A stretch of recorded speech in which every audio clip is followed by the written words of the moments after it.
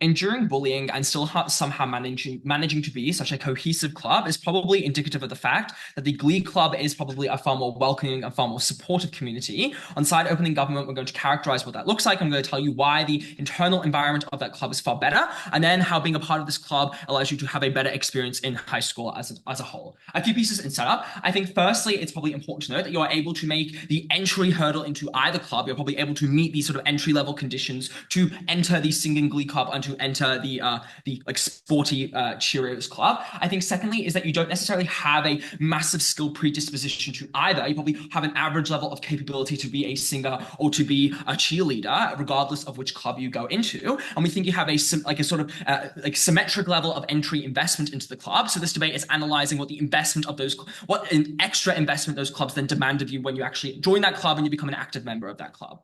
Let's talk about the internal interactions within the society. I want to posit the question of which one will be just generally more welcoming to you as an average individual. Because I think that despite a club staying cohesive, despite bullying, is indicative that Glee, the people within the Glee Club weigh the value of their relationships over the social consequences, noting that often young people care about their reputation and these types of social consequences. So clearly the trends and what happens within the Glee Club are so welcoming and so supportive that they manage to endure this. And I'll analyze this more in depth.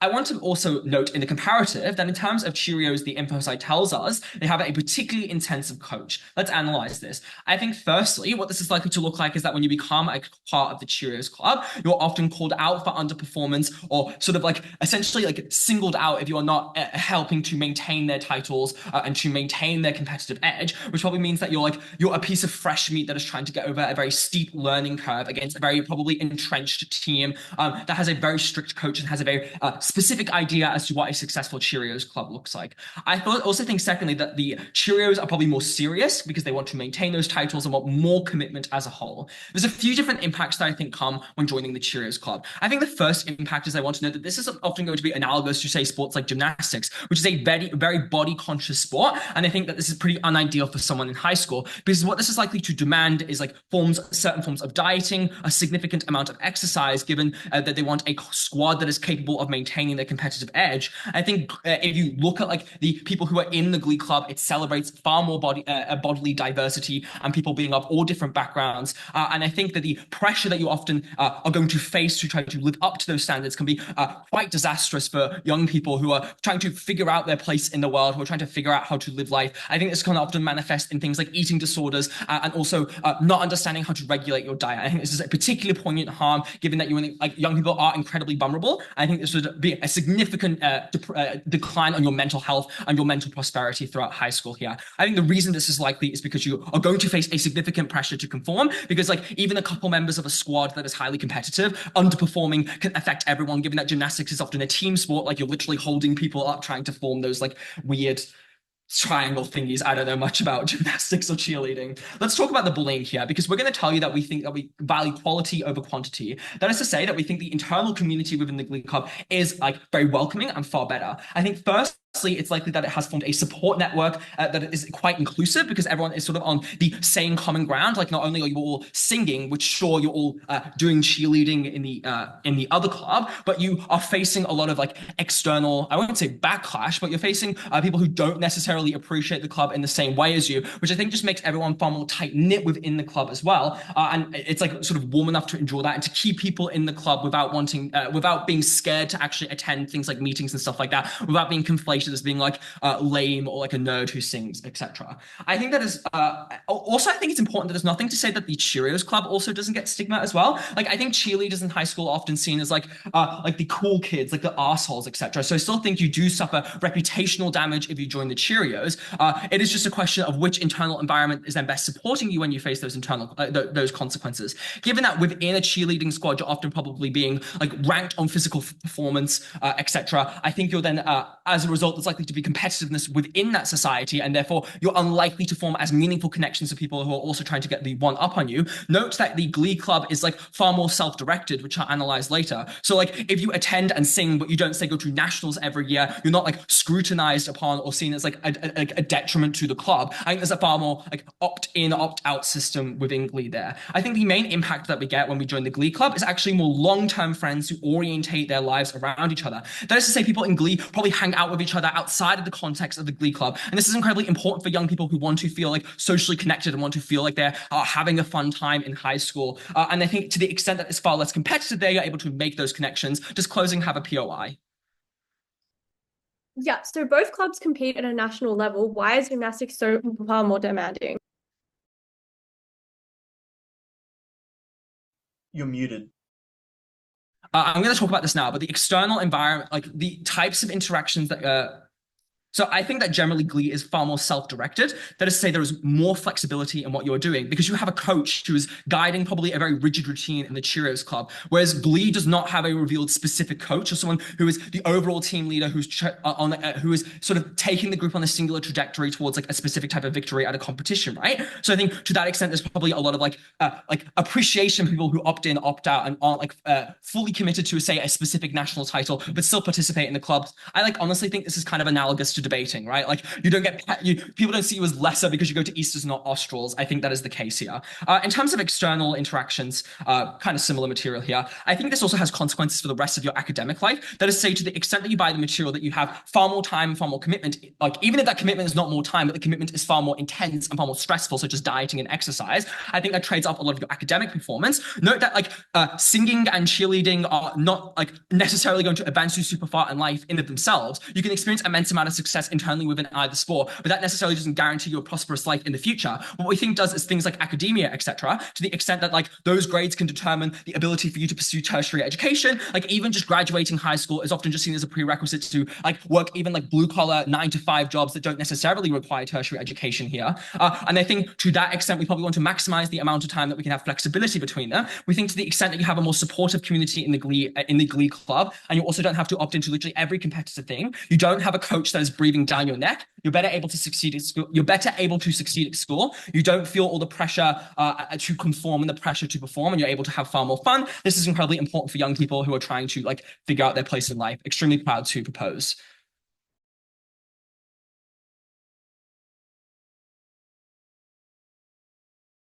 Can you hear me, Owen?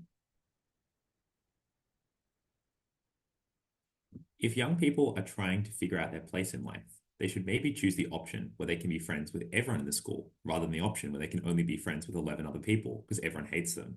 That seems like the option that preserves their optionality, that lets them make friends with other people and explore and find their identity. I'm first going to explain why you'll be far more successful under our side, and second explain why your social life won't be nuked into oblivion. Let's first explain why you're far more successful. There are two axes on which this clash is going to be litigated in the debate.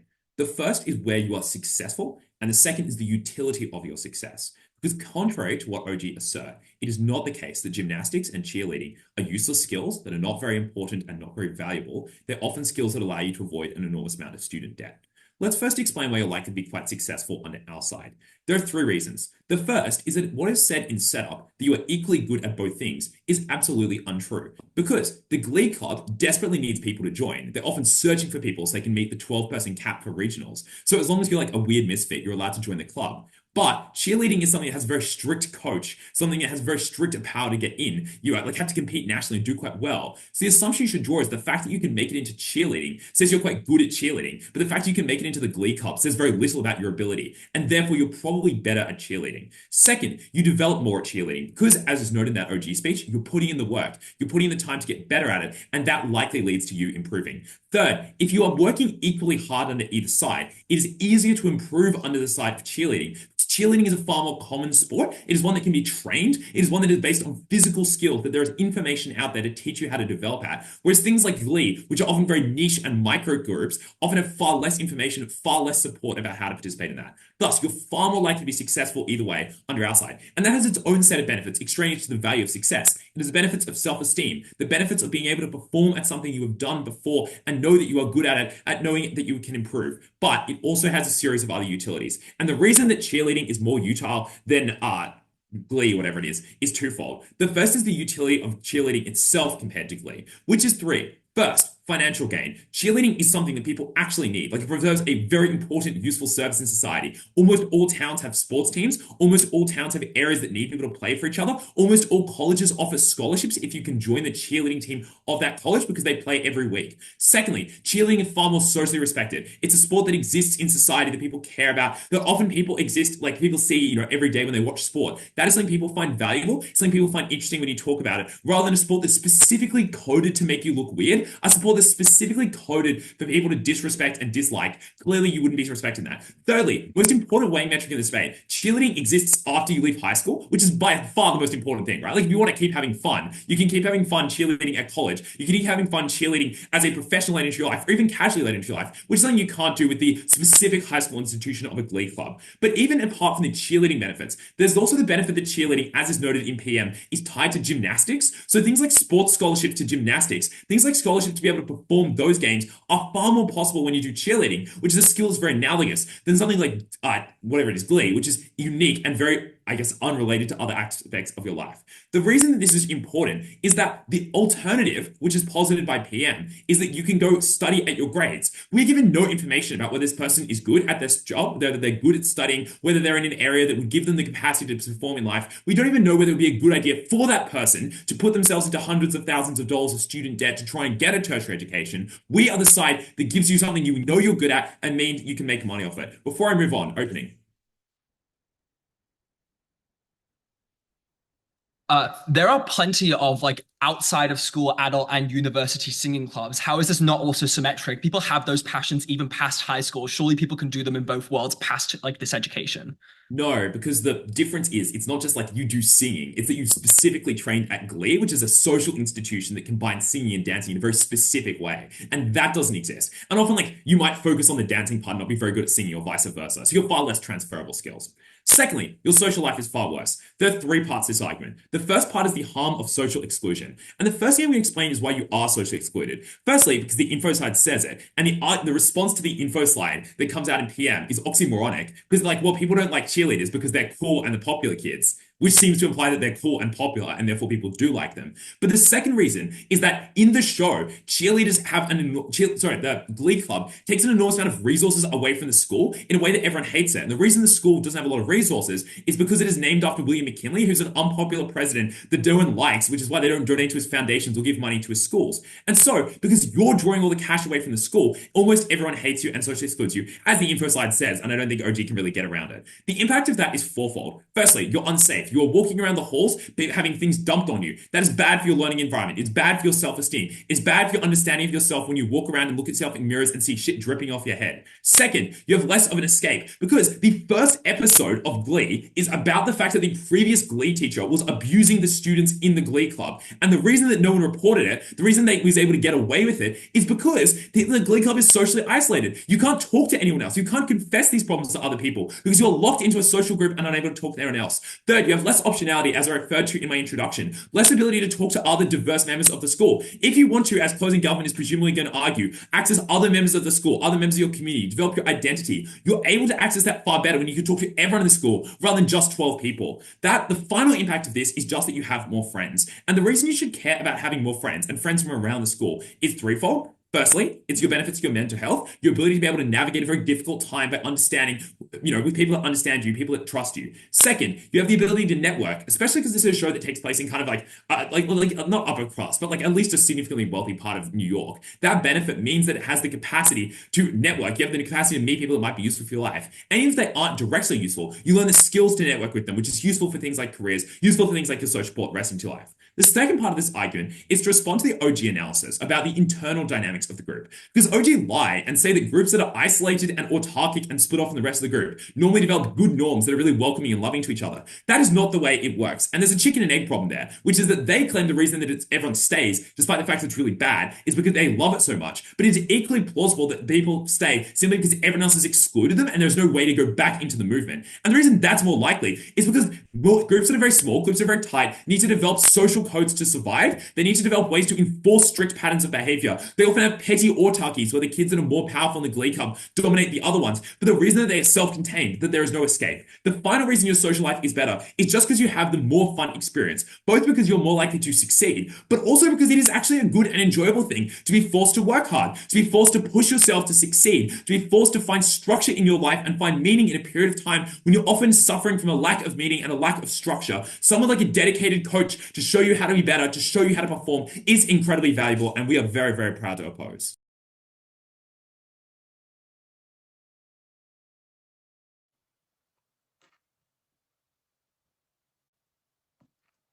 First on your social life and then on your career success.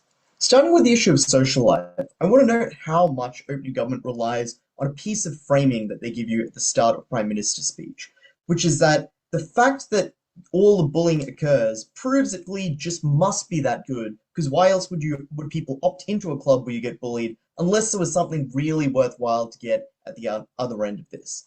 The problem with this piece of framing is it gets the causation of how Glee works backwards. Kids didn't join Glee despite bullying because it's so fun. They joined Glee because they were already getting bullied. Canonically, the Glee Club is where all the outcasts who can't get into anything else and don't have a friend group end up. So there is no trade-off. They don't do it because it's extremely fun. They do it because it's all that's left, and they get bullied because they were always getting bullied, because they were unpopular. Although, as we point out at LO, being part of the Glee Club makes them increasingly more unpopular and more hated and does worse than the bullying they experience. This is important for your understanding of this issue, because you, as the titular actor within this debate, have a choice as to what you can do, which implies you aren't already unpopular. The fact that you could get into the Cheerios implies that you are probably, in fact, quite popular, or at least have the capacity to be quite popular. So unlike the other kids who might join Glee because there is no option for them, you do have an option, and you can avoid all of the bullying and trauma that they engage in, which we explain is the biggest harm in the debate. For example, being physically assaulted on a daily basis at your school and bullied is very likely to result in things like you being afraid to go to school, being traumatized, being scared, things like your educational quality suffering, things like long-term mental health problems, depression. Like, think about what happens to people who actually experience this kind of vicious bullying on a continuous basis, like physical injuries and all sorts of mental trauma. Avoiding that is obviously a massive benefit. But secondly, and crucially, we explain to you that very importantly, if what you think is important in this debate is things like a social support network and having friends, Glee is a very bad way to get that. Because the only people you can make friends with now are other members of Glee, who notably, like, yes, they're also victims of bullying. That doesn't mean they're not also weird. That doesn't mean they also aren't people you don't get along with. That doesn't mean that your interests necessarily align beyond the instance of the Glee Club, which is why it's far more useful to join the Cheerios, because you're not restricted to just being friends with the Cheerios.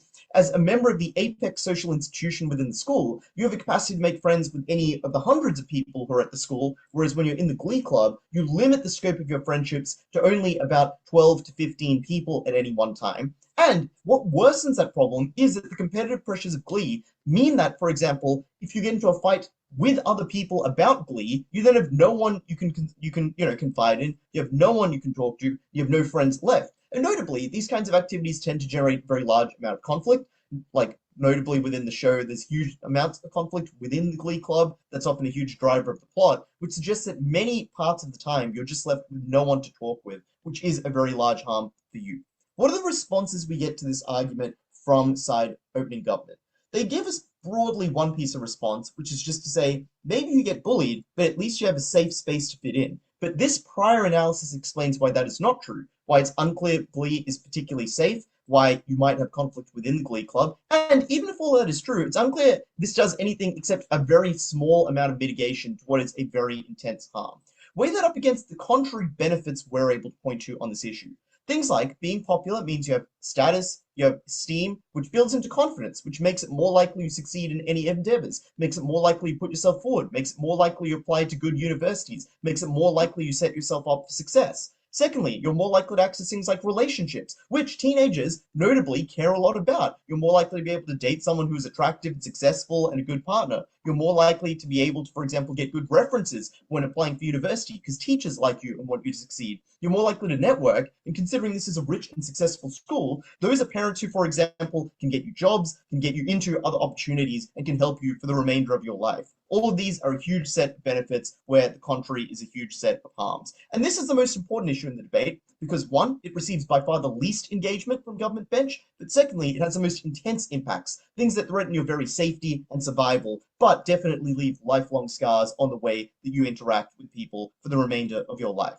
So, having already won the debate on this metric, let's win it for a second time on the issue of success. Prior to that, though, I'll take a few away from closing government. Udai, what is the show called? The show is called Glee, but notably, the debate takes place within the universe of the show, not observing the show. And even within the universe of the show, like all the other jobs exist, the universe broadly reflects the same sets of priorities, career paths, and tropes that the real life reflects. Secondly, let's then talk about why career success is more likely on our side. And I want to note there are three metrics on which we win on this issue. The first one is we explain why you're more likely to enjoy being part of the cheer squad than you are to be part of the part of Glee Club. And that is, generally, people like to do things that they're very good at, and you're much more likely to be good at gymnastics than you are at Glee. And that's for the reason that we explained the debate presumes you have the sufficient level of talent to get into both clubs, but that there's no talent barrier to get into Glee. Anyone can just walk up and join, but that the cheer squad has very high and stringent requirements to get in, because it's prestigious, successful, and has an overbearing coach, which implies, one, that you start with an initial level of success that is much higher, but two, you're also more likely to enjoy it because you're good, you have initial success that motivates you, and you enjoy it. Secondly, you're more likely to improve over time. We explain there are more cheer resources and better coaching. This team says you can practice easily on your own for Glee. No, you have to harmonize and choreograph with other people, but also cheer tricks are very easy to practice on your own. Handstands, backflips, etc. Secondly, they say maybe you're a bench warmer. That's only possible on Glee, where only 12 people can be on the team, but cheer squads don't have a limit to the number of people who can participate, and they don't let on reserves. They only pick the number of people who need to participate. And then they say, well, maybe you can have a career in dancing, but we explain, no, scholarships apply to gymnastics, but not to dancing. The market for dancing and singing is oversaturated, and no one makes a good living except for the top 0.001%, whereas many people can use gymnastic success in order to get scholarships into university, which is a far more utile thing you can get. And we explain that this means, for example, you can have things like a lifelong hobby, you're likely to be far fitter, you're far likely to be in better health, which rebuts their material on things like eating disorders, which are not really correlated with participation in athletics and are far more likely related to social pressure. But on our side, you're more likely to be taught good forms of diet and exercise because you're in an athletic endeavor that cares about ensuring that you're healthy in the long run, that ensures that your health is set up for the long run, and that means that you have the support necessary to actually succeed. This is an activity you would enjoy more, it's an activity you would be better at, it's an activity that's more useful for you. For all of those reasons, vote opening opposition.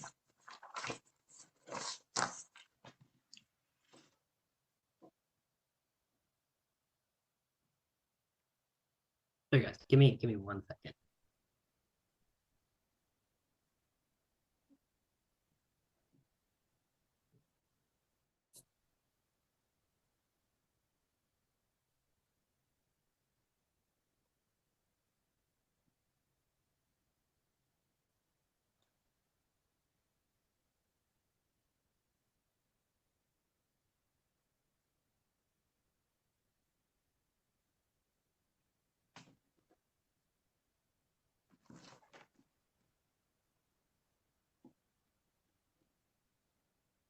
I'm just checking. Can everyone hear me okay? Sweet.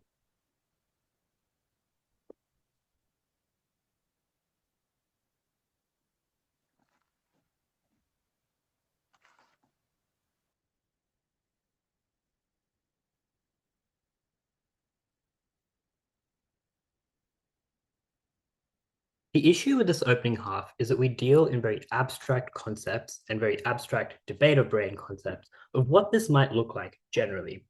This does not deal with what these clubs actually look like and how it affects this house. So that's how CG is going to win. Two simple extensions from closing government. Firstly, that the Glee Club is materially better for you for a set of reasons. And secondly, that the Glee Club is just more fun. Firstly, on why the Glee Club is materially better for you. The first premise will be, what does this house actually look like? Because a lot of the impacts we hear on like body image issues or social networks are just unclear, they're intangible, and they're tied in a vacuum. We would say that this house probably looks like the average high schooler. This is someone who is insecure. It is someone who does react to things very immediately, whether that be positive or negative, which means benefits ought be weighed very highly, but harms ought be weighed very highly as well, and things that affect you quite spontaneously and like that. We would say that this actor and this house probably cares about three broad things. The first is friends. The second is material happiness to yourself and the things that you pursue. And the third is fun. Second premise then, why is it true that the Cheerios are toxic to you as an actor? Because note that opening government's mechanization are not reasons why the Cheerios are toxic to you, but they are reasons why the culture of the Cheerios might be toxic in the abstract, but it is unclear how that affects you as a person. They say that they have an intense coach, that they can cause body image issues, but it is unclear how these things affect you as a person. Three unique mechanisms then. The first is the Cheerios uniquely compete against one another in order to be successful. There are limited spots within the gymnastic team, and there's a clear hierarchy that already exists, which means that it is in the incentives of these Cheerios people, not just to like look at you weird, but also to do things like sabotage you, especially because you were a new part of this, a new person, you were a new threat, or you were someone that they wanted to eliminate and kick off, which meant it is true that it is in the incentives of the people in the Cheerios, not just to be kind of unwelcoming to you, but to cause a threat to your material safety. And this is the only thing that is probably on the similar level of burden of opening opposition's material on threats to your physical safety through like slushieing or something. These is, importantly though, is something that can materially injure you. A twist to your ankle can take you out of school for like a few weeks. It can make you a far worse quality of life, and it's something that you take far worse. Comparatively, in the Glee Club, you are part of a team that collaborates, because notably, every part of a singing group has a particular function. And you might be thinking, isn't that symmetric with a gymnastics team? It's not, because the simple thing in a gymnastics team is that these things are already pre-formed, and it's very hard to add on top of them. Whereas with singing and dancing, you can always have an extra dancer that does another flip. You can have a singer that adds backing vocals. It's quite hard to do that. And this is the actual reason that unlocks the opening government's claim of the Glee Club being welcoming. Because as opening opposition correctly points out, it is illogical to say that they are welcoming because they're closed off. The reason that they are welcoming is because they collaborate with one another. And that is the thing that makes them welcoming.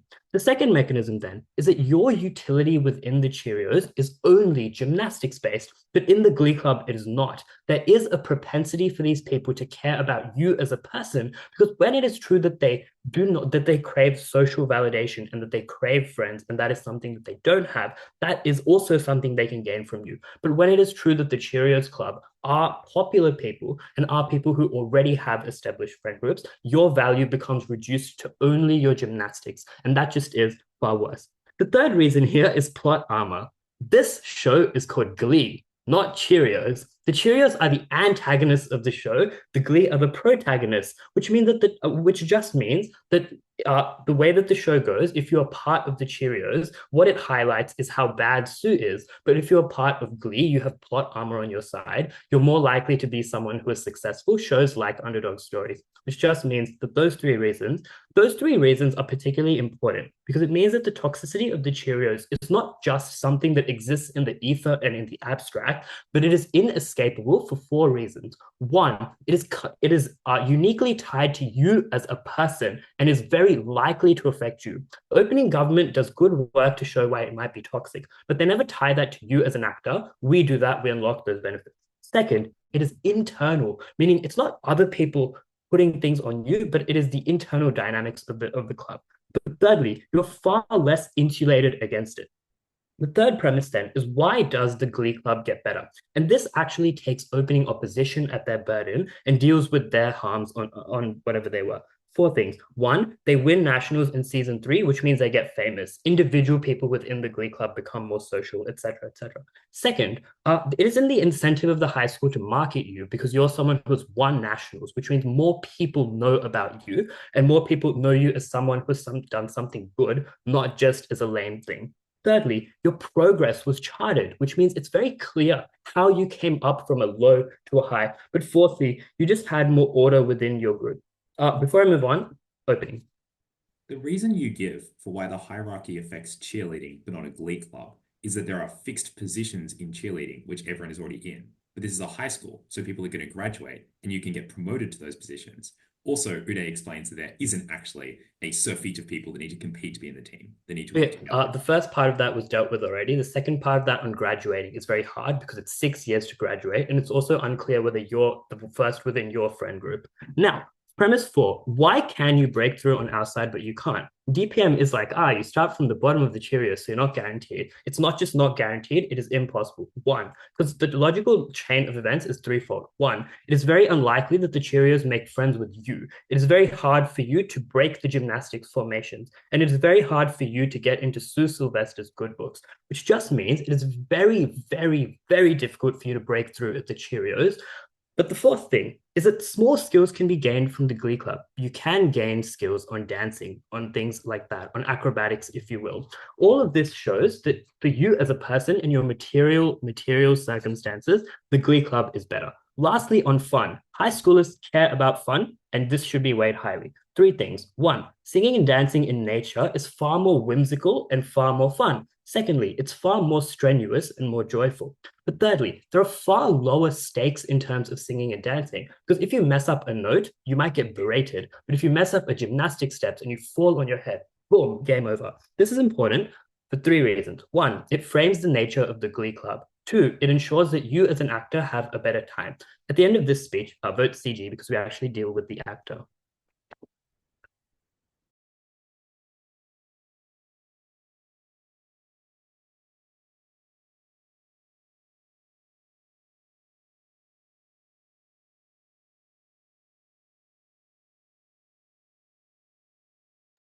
Okay, as I assume I'm audible.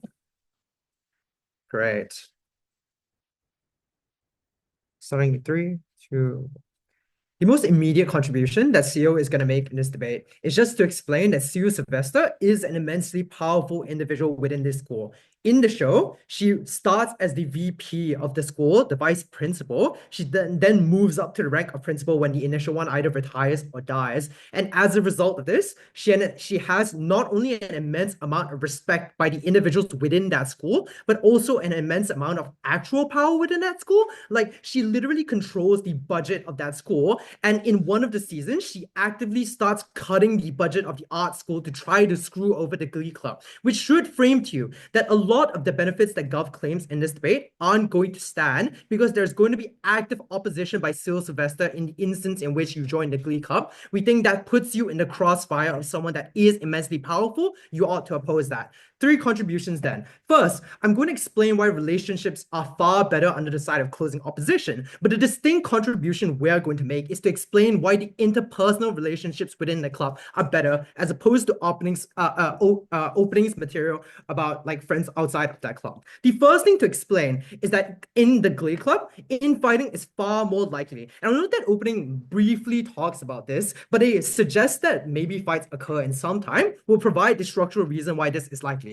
First, there is just an immense amount of competition for the spotlight. Look at the way Rachel Berry and other individuals within that club in status quo compete for solos all the time. They do things like actively sabotage each other. They do things like put rock salt in like their drinks, throw them at people. They do things like put laxatives in other people's drinks, especially during the instances of like auditioning for a show. And I'll note that comparatively, it means far more to be the center in theater and in Glee than it does to be in gymnastics, because in gymnastics it's rated as an overall. There's no lead person. Maybe you're in the center, but that doesn't mean much. Like, the overall formation of that gymnastics unit means more than being in a center compared to in theater. So the comparative just is in cheerleading, it focuses more on unity unity and team formation rather than any particular individual, which means that the incentive for you to compete in the way that GovBench describes is far worse when you join the Glee Club. And empirically, it just means that you're far more likely to be ostracized when you join the Glee Club. The second part of this is to explain that Sue as an actor just individually beats team dynamics into being in the Cheerios because of the framing I provided to you earlier, because unity is immensely important in cheerleading, because you need to have a level of trust within the team to succeed. Whereas comparatively, Schuster is just a bad teacher. He's a bad coach and often encourages competition, like toxic competition, in the way GovBench literally describe. Comparatively, Sue is far better at being able to unite the team so that they can succeed and win at nationals, and the Cheerios can do better there. And note that the framing of her being a demanding coaching style is the framing that you should believe when it comes to this form of unity, because her goal is not just to push them as individuals to succeed, but as the Cheerios as a unit to succeed. And we have explained, therefore, that like competition in the way that GovBench describes is then far less likely as a result of that. Note what CG suggests here. They suggest that competition is worse because there are limited spots or whatever. The first response is, I just think this is somewhat symmetric. At the very least, their preemption is you can always rewrite to include more individuals in Glee, but you can do the same with gymnastics. Like you can just rewrite team formations. Like it's not hard. So that delta is the same, and there's just no change there. But a more important response to this is Stu actively opposes this form of competition because it would be detrimental to first the way she runs the club and in the way and like the talents that she can pick. I'll note that in the show she actively kicks out a girl for messing with another members of the Cheerio just to get ahead because she saw that competition as being illegitimate, because she saw that as being actively worse for the club there. And that should explain to you why, in terms of dynamics, it's far more likely for you to have infighting in the Glee Club than you are in Cheerios. But the second thing to explain is we'll note that on an individual level, individuals are far more likely to be toxic in the Glee Club than they are in the Cheerios because they are bullied, because they are social outcasts, because they're socially conditioned to put other individuals down because they believe that brings them social value. And I'll note that this is empirically true. In the show, they lash out a lot comparative to the average teenager. They say extremely cruel things to one another when things don't go their way. They are barely friends and they don't support each other. Even though they moved out and chose to live together, they get into fights all the time. Santana slaps Rachel because she says something extremely horrible about her getting her lips situations, which should explain to you why on an individual level, the people that are in the Glee Club are also far more likely to be bad friends, and we think that is worse. Opening government suggests that they stick together because they're being bullied, and the response we get from opening is that, no, it's actually because they're bullied that they stick together. But the more important explanation is just to explain why, because they are bullied as a result of this, they're far more likely to associate them under the side of GovBench. So at the end of this argument, you should believe that friendships are far more likely under the side of closing opposition. And I'll note that this is just immediately the debate-winning analysis here, because opening opposition suggests you have some flexibility in choosing your friends, but the relationships you prove under the side of closing opposition are far more meaningful because you spend an immense amount of time in a competitive environment, you build bonds this way, and that is quite meaningful. Imagine the people that you go through an immense amount of hardship with, an immense amount of time training with, and these are the friendships that are the most meaningful to an individual within high school. That's far more valuable. Before I move on, opening. If Sue is the one who beats a lot of the discipline into the team and is the one who you derive a lot of benefit from, if they become the principal, which would take up most of their time away from the team, how do you stand to benefit from that? The way Sue manages the school is in direct benefit to the Cheerios. She directly does things like free up their schedule such that they can do do Cheerios. They do things like reallocate budget to them as well. They Sue's position as principal ironically benefits the Cheerios more than anything, so that POI is useful. The second argument here is just to explain why you're far more likely to be academically successful under the side of closing opposition. The first thing to explain is that Sue has an immense amount of incentive to want their Cheerios to succeed, because firstly, school rules just require a B average, and this is a literal plot point. Like it was just a part of the a plot point for the Cheerios to not fail Spanish, just so like they can continue doing cheerleading. But like obviously the logical intuition is suggests that parents maybe care that you aren't failing because you join a club, which explains why she has an incentive there to do so. But the more important bit of analysis here is why she has the capacity to do so. She is the vice principal, and then she becomes the active principal there. She is able to do things like control grades in some instances. She does things like allocate tutors for a lot of the Cheerios just so that they don't flunk class and so they won't be able to compete there. And obviously, this explains why you're more likely to succeed in school, which is upstream of the benefits the opening opposition claims. For those reasons, vote zero.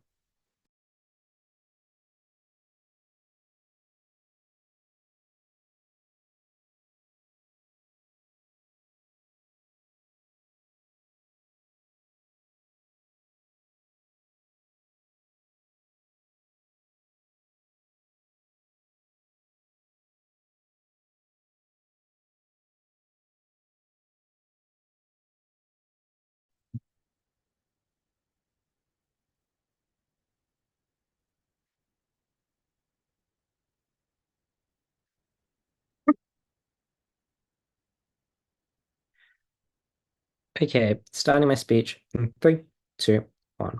Firstly on SEO, then on our extension, and then dealing with the responses we get. Firstly on SEO, the first problem they have is that OIV has watched all 6 seasons of Glee, and the problem with this is Sue gets fired. This is OIV knowledge, and this notably is contingency of all their benefits. So the point that their case is not empirically true, they cannot access any of it, that is a harm, they're out of the debate. But secondly, I would want to flip the 2 main arguments they give. Argument 1 is Sue is the principal. This gets flipped on them, because the more power that Sue has over the whole school, the more power she has to coerce you, and the more you actually strive for approval. That is to say, if you slightly annoy your coach, it's now not only you get punished in a gymnastics sense, but furthermore, you get punished on a whole school level. She's more likely to academically crack down on you. She's less likely to give you leadership positions and things like that, which is worse because it means that the pressure that you feel to succeed in the Cheerios does just exponentially higher as the point she's a principal, and all the mental health harms that do exist do just scale because that pressure is so much higher. That is a harm there. It also means that crucially, you can never opt out of the Cheerios. That is to say, at the point that the Cheerios does become too much to you, at the point that you're being bullied within the Cheerios, you have no opt-out mechanism, you have no escape mechanism, because if you opt out, you also annoy Sue. She is the one with control there.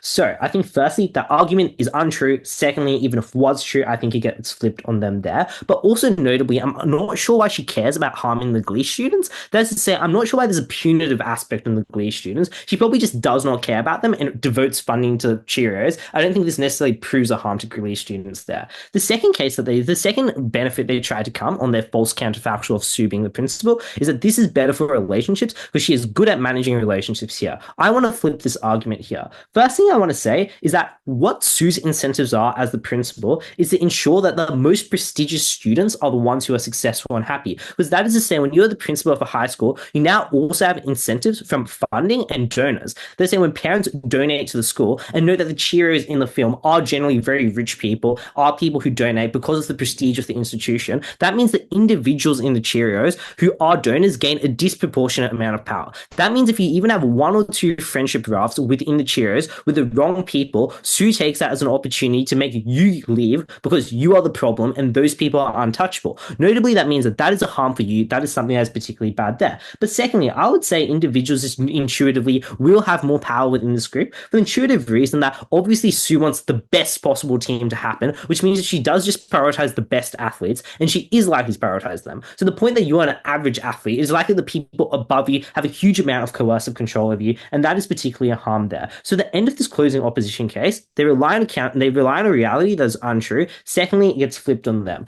Next, I'm going to deal with our extension and explain why it wins us the debate. We explain to you 2 things. Firstly, we explain to you at the show that the Glee Club over time gets better because we do explain to you that they win nationals. But also note, even though this is fictional IV and we're happening in the universe, the OIV is aware of the Glee storyline, and the Glee storyline is the thing that shapes this universe, which shows that you are progressing throughout the storyline towards the protagonist getting better off and getting more power and getting more acceptance, because this is just the way that the storyline operates here. What that explains is why you materially get better off. This notably beats our opening, because opening explains why it relies on assertions as to Glee being welcoming. We explain that the material aspects of Glee gets better, which explains that quality of life and you get better there. Secondly, we also explain to you that the Cheerios uniquely will not accept you, and that is a harm because it does harm your ability to actually be accepted there. So we get over opening, we don't rely on assertions, we characterize the actor, we also explain why Glee improves. But additionally, this explains 2 impacts that have a good importance on this debate.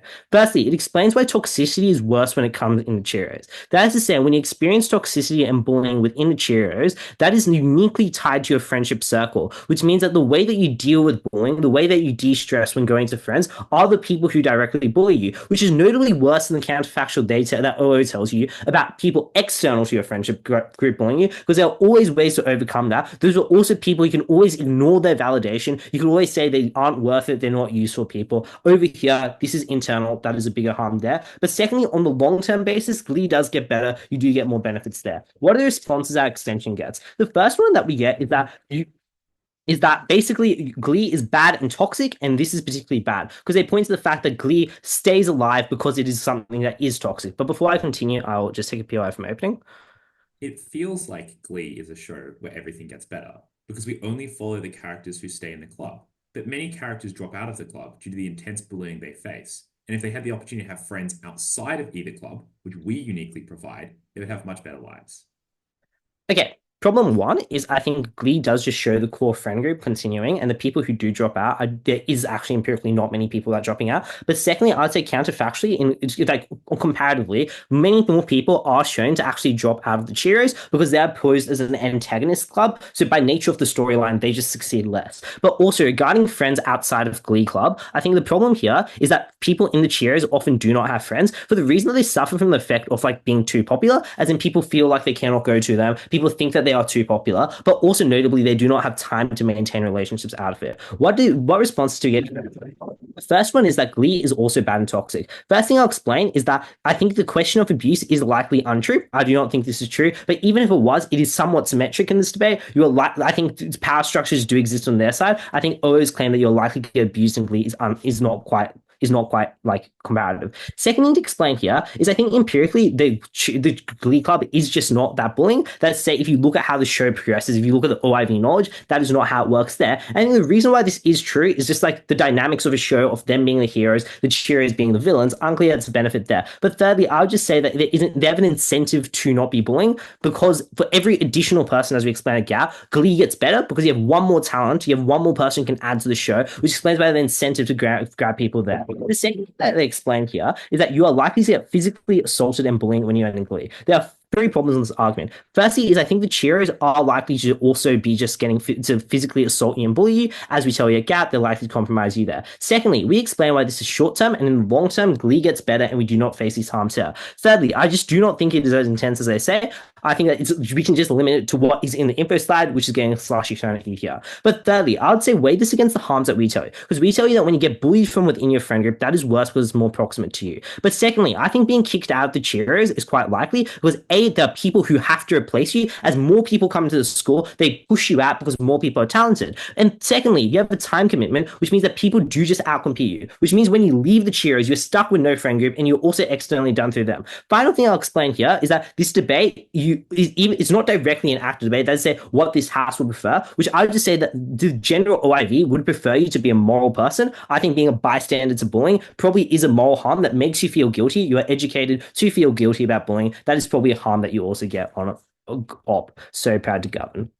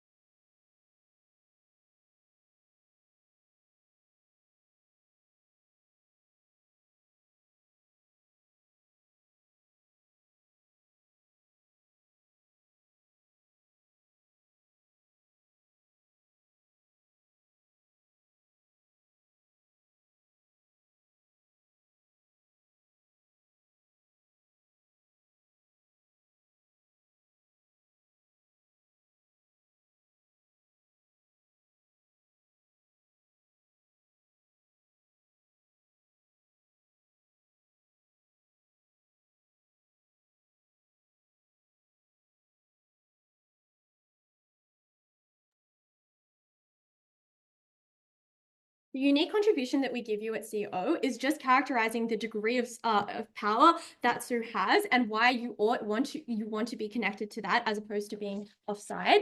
And we linked that to like practical benefit of just having a greater chance of academic success, meaning that you can just like succeed further. A few responses that we get from CG. Firstly, they just say that Sue gets fired, and even if this is true at the end, you still want to be on her side when she is in power. But secondly, they say that, oh, it can just make you more coercive because now her coercive power increases. But note that like you want to be on her side regardless of whether or not you are in the Cheerios or not, because she has so much power and she can wield that regardless of whether or not you are in the Cheerios and there. And finally, they say that you just won't be able to opt out, but it's unclear whether or not you would ever want that.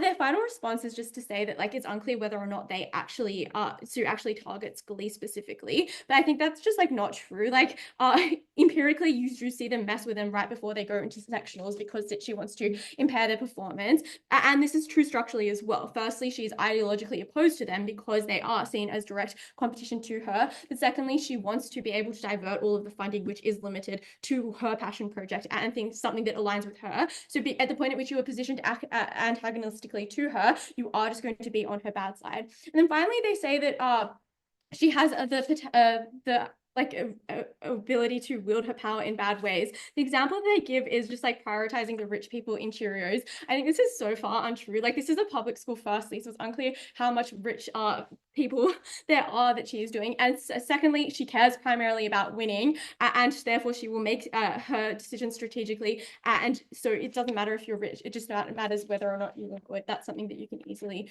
improve here. So I think that benefit does stand. You can just be on Sue's a good side, and that means that you just have a far better time at school. You are able to get all of the benefits of academic success here because she can just like manipulate things in ways that are favorable to you. And I guess I'll throw in the additional benefit here is like you want to be on Sue's side because she does become the prime minister eventually. And so I think that is a good connection to have into your future as well. This weighs over our opening because they have two other ways in which you can get success. Firstly, by establishing popularity and being able to network that way. Unclear whether or not you can have really successful networkers because these are just like high schoolers anyway. Sure, they can write a reference, and secondly, I think it's just unclear whether or not you do become popular by virtue of being in the Cheerios. That is something that is a little bit more tenuous. And then secondly, they say that you can get success by using this success in gymnastics or cheerleading as a springboard to future success here. But again, that is a little bit more speculative. You have to be like the best of the best, and there's so many contingencies at play, whereas ours is a clear benefit here. You just are on Sue's side by virtue of being part of her like everything here. So that means that first extension stands. But we offer you a second extension as well, which is just why the internal dynamics are so bad in Glee, such that you don't want to ever participate in this. Now, this takes us over our opening, because opening talks about how you can be positioned in a way such that you can have bad social dynamics in terms of like people who are outside of the club. But we care far more about the people inside the club because it is the most proximate to you. You spend your most amount of time doing this activity here, and so these harms are going to be more important here. And we tell you that the just like people in Glee are so shitty for all of the structural reasons that Markus gives you, but for like the fact that you are competing for solos, there is just a lot of big personalities that you are constantly in conflict with, and people are just like quite shitty. There's always cheating, like everyone hates everyone, and also Mr. Shu also plays favorites and loves the tea, and also just like manipulates people in a way that is like entertaining for him but bad for the people inside the club. This is also so far really bad because it just affects your mental health in ways that are really bad. CG's only response is like, I guess implicitly they say you have an incentive to want to keep people in the club because the more people you have in your Glee club, the more likely you're going to be successful. But firstly, you are high school. It's not like you're doing a cost benefit analysis and you think that, oh, this additional person is going to make me win this extra amount. But secondly, I would just say that you are more likely, I think, to view them as competition because of the structural like dynamics that Markus tells you. You are trying to compete in order to get that solo and you want. And also, thirdly, interpersonal conflict often just like does balloon, and so it is going to be taking priority. Yeah, I'll take closing. We explained that in the Cheerios, there's an incentive to apply the toxicity to you in particular. Why is it that out of all the Cheerios and all the people, they care about you? because you're a team, you are working in service of like a common goal. And note that it's not like Glee where you have like different parts and you have to like, there's like a solo here. You are like almost in synchrony there. So I think that is better. But I'll deal with your toxicity stuff a little bit more clearer. You give 3 max. Firstly, you say that you're likely to compete each other and therefore sabotage a few things. Firstly, as I mentioned earlier, this is largely symmetric. You do have competition within Glee. And secondly, and so therefore like that is already really bad. But secondly, I would say that Sue already runs quite a tight ship as per the info slide, meaning that there is little wiggle room for you to even move up the hierarchy anyway. So there is less of an incentive for you to want to do so. And instead you would just like play your part and do the thing that you're supposed to do within the context of the team. But and it also, if Sue runs a tight ship, it means thirdly that the punishment of being able of like sabotaging your team is going to be quite large because you are compromising the team and in achieving that final goal, which is so important. Thirdly, I would just say that if it is clear that you want to like get better and move your way up, then you're not going to sabotage it, but like because you have a clear way forward, you just get better at the activity. That seems like a better alternative here. And you say that like, so I don't think toxicity is the debate winning benefit. The second benefit you give is just like material success, but even if that isn't true, like even if that's true, you're just going to be more successful in Cheerios because historically they have been successful. That would indicate to you that Sue has more influence, as Markus tells you. Secondly, because she's the VP, like even if she does quit, that still sets a precedent that Cheerios is always going to be more successful. That's the first mover advantage and like that self-fulfilling prophecy there. I'm going to deal with OGs. I think biggest impact on this debate is just actually just which is actually just like having better friendships, but they rely on this assertion that the culture is going to be good. But as we mentioned all down the bench, we mentioned at Markus, you aren't just going to be cohesive because you assert it's going to be cohesive. Empirically, there is just cheating scandals, all of the solos that you're competing for, Mr. Shu's favoritism, the clash of personalities. And even if that isn't the case, you are just going to have a better culture where you have an established hierarchy in terms of gymnastics where you have your point here. So for all of these reasons, because you just have a better time in the club because of the internal dynamics are better, but also because you have a better life because you are attached to Sue, that is why it is just far better idea for you to join Cheerios.